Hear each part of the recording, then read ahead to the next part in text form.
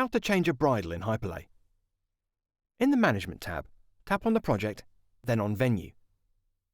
Tap on the current venue. All bridles are automatically calculated according to the initial bridle drop or initial hook height in the venue screen.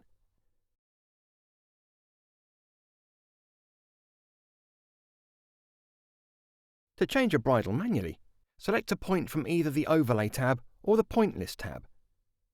In this example, we'll select a point from the overlay. Tap on the point to select it. Tap on it again to view the bridle screen. Swipe up or down to move the apex. Changes affect the height, angle, and steel. The height value is displayed in the bar above the bridle. If the angle exceeds 120 degrees, a warning is displayed.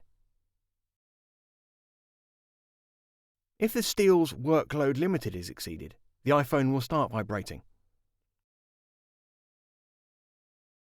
You can change the basket steel by tapping on the desired basket in the bridle diagram. Here you have information about the bridle and the beam it's attached to.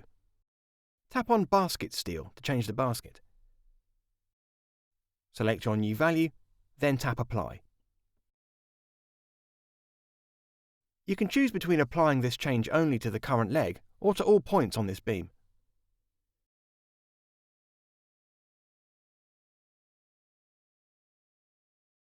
In some venues, the roof construction may cause some points to be invalid. Invalid points are highlighted in light red in the overlay. You can easily attach invalid points or change attachments using the bridle tool. Tap the Tools icon in the top left corner.